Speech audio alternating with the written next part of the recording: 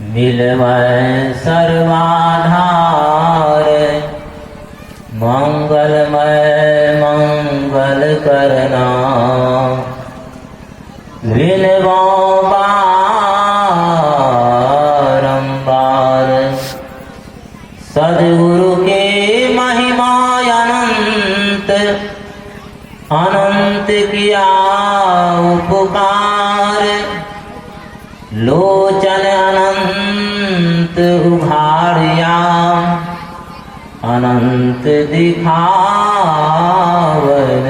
हार।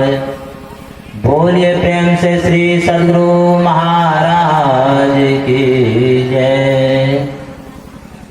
हर क्षण स्मरणीय अनंत श्री विभूषित परमाराध्य सद्गुरु महाराज के चरणों में कोटिशः प्रणाम। मंचस्थ महात्मा गण, आदरणीय सत्संग प्रेमी सज्जन वृंद, आदरणीय भक्तिमती माताओं एवं बहनों, सभी के हृदयस्थ नारायण को कोटिशः प्रणाम। यह अंतिम पाली का सत्संग है। अंतिम पाली का सत्संग जो होता है बहुत ही गुरु भक्त के लिए दुख की घड़ी होती है। अब आप कहेंगे क्यों? क्योंकि यह बिछड़न का समय होता है। आप लोगों का त्याग, तपस्या, प्रेम, सेवा इतना दिल पर गहरा असर किया है कि आप लोगों से चाहते नहीं, दिल नहीं चाहता कि एक क्षण भी अलग रहे, लेकिन संभव तो है नहीं, संभव है नहीं, होना तो पड़ेगा। अब जहां समय दिए हैं वहां तो जाना पड़ेगा, क्या करें। लेकिन एक आशा है, भरोसा है। जब बाबा देवी साहब सद्गुरु महाराज से कहे कि लाला तुम पूर्णिया जिला का और हम मुरादाबाद का कैसे मिल गए, कैसे मिल गए? तो बाबा देवी साहब कहते हैं लाला ये एक जन्म का नहीं, जन्म जन्म के हम लोग साथी हैं, एक जन्म का नहीं। यह हम लोगों का जो अभी सम्मेलन हो रहा है, मिलन हो रहा है, यह एक जन्म की कमाई नहीं है। पिछले जन्म भी हम लोग ऐसे ही मिलकर के सत्संग करते थे और सद्गुरु महाराज की दया से अभी हम लोग एक साथ बैठ के सत्संग कर रहे हैं और सद्गुरु महाराज की ऐसी कृपा और प्रेरणा, दया है, आशीर्वाद है, इसके बाद भी हम लोग ऐसे ही मिल के सत्संग करते रहेंगे। सद्गुरु महाराज का वचन है जो ध्यान भजन सत्संग नियमित रूप से करता है वह एक दिन मेरे जैसा हो जाएगा, मेरे जैसा हो जाएगा। संत कबीर साहब की एक उक्ति है, चकवा चकवी का उल्लेख देकर के कहते हैं सांझ परी दिन आठ माह दीना चकवी रोज चलो चकवा कह जाइए जहां दिवस रैन नहीं हो। शाम होने के बाद में ऐसी ईश्वर की प्रेरणा है, लीला है कि चकवा और चकवी पक्षी अलग अलग हो जाते, बिछड़न हो जाता है रात में, और फिर सुबह होते ही मिलन हो जाता है। जब शाम हुआ तो चकवी रोने लगी चकवा के पास में, अब शाम हो गया, अब तो हम दोनों का बिछड़न हो जाएगा, बिछड़न हो जाएगा। तो चकवा पक्षी क्या कहती है, सांझ परी दिन आत्मा दीना चकवी रोए चलो चकवा वा देश को जहां दिवस रैन नहीं हुए। उस देश में चलो जहां रात दिन होता ही नहीं है। यह इस देश में है तब ना रात दिन होता है, तब ना हम दोनों का बिछड़न हो जाता है, ठीक दिन में मिलन होता है। उस देश में चलो जहाँ दिन रात होता ही नहीं। वह कौन सा देश है जिसके बारे में भगवान कृष्ण कहते हैं ना तत्र सूर्यो भाति ना चंद्र तारकम नेमा वित्तो भांति कुतोयमग्नि तमे भांत मरुभाति सर्वम तस्य भाषा सर्वविदं विभाति। वह देश ऐसा है जहाँ सूर्य का प्रकाश नहीं है, चंद्रमा की रोशनी नहीं है, कोई बिजली की व्यवस्था नहीं है। वह लोक जो है परमात्मा के प्रकाश से ही प्रकाशित है। हम उसी देश का वासी हैं। पलटू साहब कहते हैं मैं उस देश की बात कहता हूँ जहाँ आसमान के बीच सुराख है जी, उसी बीच खुदा का तख्त है, सूझ परे बिनु आंख है जी, सुर्ख तो उसका चेहरा है, आप ताप तुकलाक है जी, पर तू हू आवाज आवे, उसी में मेरा दिल मुस्ताक है जी। और संत कबीर साहब कहते हैं सखिया वहाँ घर सब से न्यारा, जह पूरन पुरुष हमारा। सखिया वहाँ घर सब से न्यारा, जह पूरन पुरुष हमारा। जह नहीं सुख दुख साच झूठ नहीं, पाप न पुण्य पसारा। सखिया वहाँ घर सब से न्यारा, जहाँ पूरन पुरुष हमारा। नहीं दिन रैन चंद नहीं सूरज, वहाँ दिन भी नहीं होता है, रात भी नहीं होता है, नहीं चंद्रमा है नहीं सूर्य है। वहाँ तो परमात्मा का लोग जो है स्वयं परमात्मा से ही प्रकाशित है। वहाँ दुख सुख कुछ भी नहीं है, देश काल का कोई प्रभाव नहीं है, उसी देश का हम वासी हैं। हम लोग कहते हैं उलटी अलल तुलसी तंती जय। अलल पक्षी होता है जो आसमान में रहती है, अंडा भी आसमान में देती है। जैसे अंडा देती है नीचे गिरने लगती है, अंडा नीचे गिरते गिरते अंडा से बच्चा हो जाता है, बच्चे को पंख भी हो जाता है, और नीचे आते आते उसको ज्ञान भी हो जाता है मेरा ये घर नहीं है, मेरा ऊपर घर है। फिर उलट के ऊपर चला जाता है, अपने घर में चला जाता है। ऐसे ही हम उस देश का वासी हैं। कहाँ का? आया जहाँ से सैर करने, आए मुसाफिर तू यहाँ, था सैर करके लौट जाना, युग तुझको फिर वहाँ सैर करना भूल कर निज घर बनाकर टिक गया। याद कर अपने देश को, परदेश में क्यों रुक गया। जीव के लिए यह परदेश है, यह परदेशवा काल को भेसवा।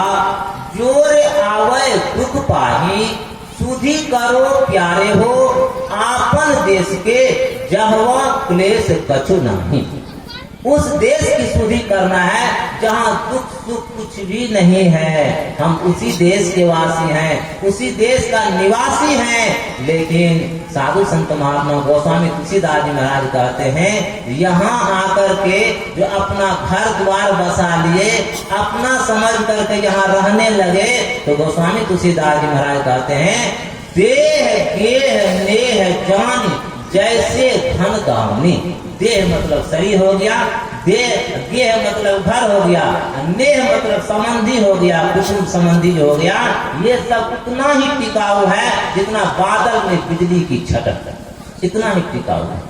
इसलिए गीतानंद स्वामी हो गए, गीतानंद भिक्षु जो हरिद्वार में गीता कुटी है, उनके वचन में आया है रे मन मुसाफिर निकलना पड़ेगा, काया कुटी खाली करना पड़ेगा।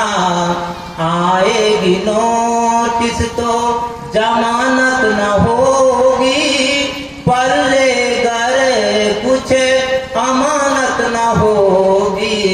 होकर के कैद तुम्हें जाना पड़ेगा, रे मन मुसाफिर निकलना पड़ेगा। रे मन मुसाफिर निकलना पड़ेगा, काया कुटी खाली करना पड़ेगा। हम लोग कहते हैं जब भाड़े के घर में रहते हैं तो डर रहता है कब मालिक का आदेश होगा, आदेश होगा तो निकलना होगा। रामकृष्ण परमहंस जी महाराज के वचन में आया है, जैसे अमीर घर की नौकरानी बाल बच्चा घर द्वार सब अपना ही समझता है, अपने जान करके सेवा करती है बेचारी, लेकिन उसका दिल जानता है यहाँ मेरा कुछ भी नहीं। एक बार मालिक का आदेश होगा सब छोड़ करके हमें जाना पड़ेगा। ऐसा मत समझिए हम अपने घर में हैं, हमको कोई नहीं निकालेगा, भाई निकालेगा। कहाँ वह नैन, कहाँ वह शोभा, कह रंग रूप दिखई है, जिन लोगों सा नेह करत हो सो तो ही देख भी नहीं है, जा दिन मन पंछी उड़ गई है। नर वपु धर जो जन नहीं गुरु के, जम के मारग गई है, सूरदास भगवंत भजन बिनु वृथा सो जन्म गवई है, जा दिन मन पंछी उड़ गई है। घर के कहत सवेरे काढ़ो, भूत होए भर गई है, अजहू मूढ़ करो सत्संगत, संतन में कछुपई है, जा दिन मन पंछी उड़ गई है। अपना सगे है, संबंधी है, खास संबंधी है, अगर शरीर से प्राण निकल जाता है उसको घर में रखते हैं? नहीं रखते हैं, तुरंत घर से बाहर कर देते हैं। और सगे संबंधी जब दर्शन करने के लिए आता है, जब चरण स्पर्श करके प्रणाम करता है तो कपड़ा सहित स्नान करता है, धोता है, क्योंकि हम मुर्दा को छू करके आए हैं। नाना को, नानी को, दादा दादी को नहीं, मामा मामी को नहीं, अपने खास रिलेशन को नहीं, मुर्दा को हमने छुआ है और पवित्र हो गया, जाके स्नान करेगा। यह मत समझिए, इसलिए अपना ही घर क्यों नहीं है भाई, जब वो उधर से नोटिस आ जाएगा छोड़ के जाना पड़ेगा। और जाएंगे तो कुछ नहीं लेकर के जाएंगे। एक सत्संगी था जो पूज्य ब्रह्मलीन विष्णुकांत बाबा से दीक्षा लिया। दीक्षा लेने के बाद कुछ दिन के बाद कहता है, गुरु महाराज दीक्षा जब नहीं लिए थे तो बहुत उल्टा पुल्टा काम किए, तो अब जो कष्ट होगा तो उसको क्या करेंगे? तो वह 1 नंबर का कंजूस था, पहले दीक्षा लेना नहीं चाहता था, पहले दीक्षा लेने को दक्षिणा भी नहीं देना होगा। तो तब सत्संगी लोग कहा पूज्य बाबा को, विष्णुकांत बाबा कहते हैं हम दीक्षा देते हैं, दक्षिणा लेते नहीं। अरे खुशी से जो दे दिया तो दे दिया, कोई प्रतिबंध नहीं है। तब जाकर के दीक्षा लिया, दक्षिणा तो नहीं दिया, दीक्षा लिया। अब दीक्षा लेने के बाद कहता है कि बाबा अब तो कांट बंद करके चुभेगा, पहले जो कुछ उल्टा पुल्टा किए हैं। तो पूज्य बाबा कहते हैं सुई साथ में लेते जाना, निकाल लेना। तब तक में पहले बैलगाड़ी का समय था, बैलगाड़ी से बाबा चले गए दूसरे प्रोग्राम में। एक बढ़िया रास्ता से दौड़ करके गाड़ी घेर लिया और कहता बाबा एक बात पूछना हम भूल गए। क्या? कि सुई कैसे ले जाएंगे? हमारे पिताजी दादाजी गुजरे तो कहाँ कुछ ले गए, तो जुक्ति बताते सुई कैसे साथ में ले जाएंगे। तब कुछ बाबा कहता जब तुम जानते हो कि कुछ साथ में नहीं लेके जाएंगे, तब तुम धर्म में क्यों नहीं खर्च करते हो? ध्यान भजन सत्संग करो, सत्संग मंदिर बन रहा है उसमें कुछ सहयोग कर दो, ध्यान भजन सत्संग करो, यही पूंजी है। ऐसे पकड़े हुए हो कुछ साथ में नहीं जाएगा, नहीं जाएगा। तब वो लौट के आया, तब उसका कुछ दिल उदार हुआ। कामचंद का किस्सा आप सुबह सुनने किए थे, तब उसका दिल कुछ उदार हुआ।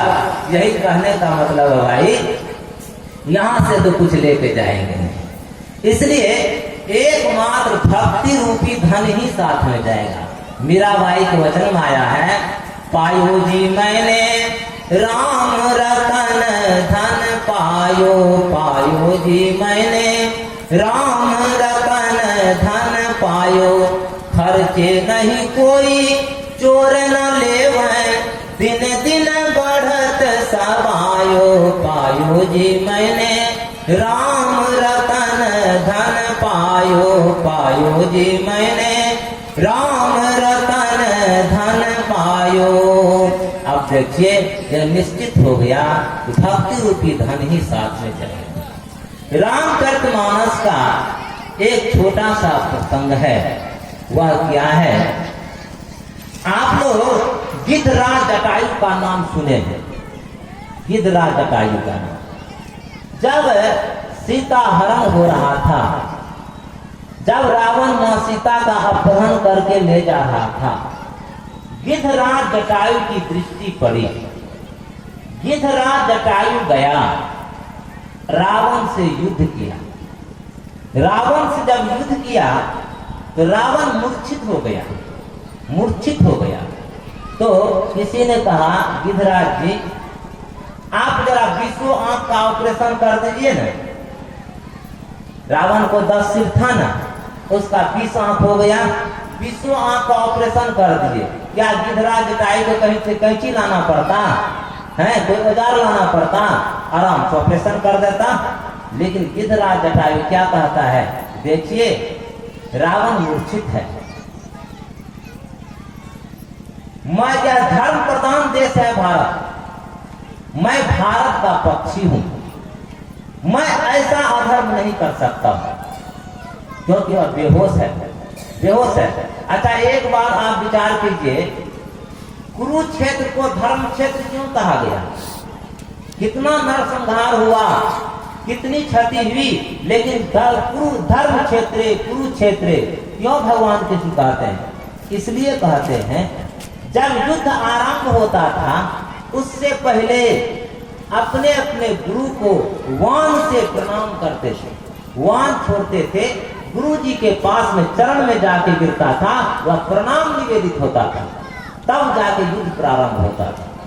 और युद्ध होने के बाद जब युद्ध सामने समाप्त होता था तो कौरव पांडव एक दूसरे के दल में जाता था, बैठ करके बातचीत भी करता था, कोई बैर भाव उस समय नहीं था, नहीं था। अब समझिए, इसलिए वहां धर्म में, वहां युद्ध में धर्म को देखा जाता था, धर्म की प्रधानता थी। आजकल धर्म में युद्ध की प्रधानता हो गई है, राजनीति युद्ध की प्रधानता हो गई है। इसलिए वहां युद्ध क्षेत्र को धर्म क्षेत्र कहा गया, आज धर्म क्षेत्र को युद्ध क्षेत्र कह रहे हैं।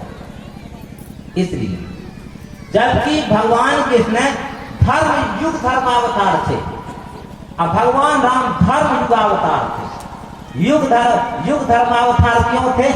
भगवान कृष्ण 16 कला के अवतार थे। युग धर्मावतार क्यों कहा गया है?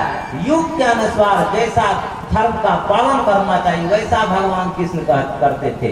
एक बार गांधारी कहती है दुर्योधन से, दुर्योधन तुम निवस्त्र होकर के मेरे पास में आओ, मैं तुम्हें अपना पट्टी खोल के देख लूंगी, तुम्हारा सारा शरीर वज्र हो जाएगा, फिर तुम अमर हो जाओगे बेटा, आओ निवस्त्र होकर के आओ। तो दुर्योधन निवस्त्र होकर के आ रहा था, भगवान के बीच में प्रकट हो गए, कहते अरे तुम राजकुमार होकर के ऐसे जा रहे हो, अरे कुछ मर्यादा का पालन करो, अरे कुछ लज्जा निवार, कुछ कपड़ा ही लपेट लो या कोई पत्ता ही लपेट लो। लज्जा निवारार्थ उसने लपेट लिया। जब गया गंधारी के पास में, गंधारी आंख खोल के देखती है, छाती पीटने लगती है, बेटा तुमको कौन कहा ये पहनने के लिए? कहा भगवान कृष्ण ने कहा लज्जा। अरे वही छलिया है, हम जो सोचे बेटा तुम्हें जीने नहीं देगा। जब भीम और दुर्योधन का युद्ध हुआ, दुर्योधन का भीम का गदा का कोई असर नहीं पड़ता है, तो भगवान कृष्ण ताली ठोकते हैं, ऐसे इशारा करते हैं, यहाँ मारो गदा। जब मारा गया वहां, तब जाकर के दुर्योधन बेहोश हुआ। यही है युग धर्मावतार, युग के अनुसार जैसा धर्म का पालन करना चाहिए वैसा किया। भगवान राम धर्म युगावतार थे। कैसे? भगवान राम तो अग्नि परीक्षा करके मां सीता को लाए थे, लेकिन एक धोबी की पत्नी भाग गई नहरा, नहरा से फिर अपने माय सासुर को आ गई। धोबी कहता है हम वो राम नहीं है जो सीता रही रावण के पास में, फिर अपने पास रख ले, हम तुमको नहीं रखेंगे, जाओ, नहीं रखेंगे हम। मंत्री आकर के खबर किया कि महाराज ऐसे ऐसे बात है। अब भगवान राम क्या करते?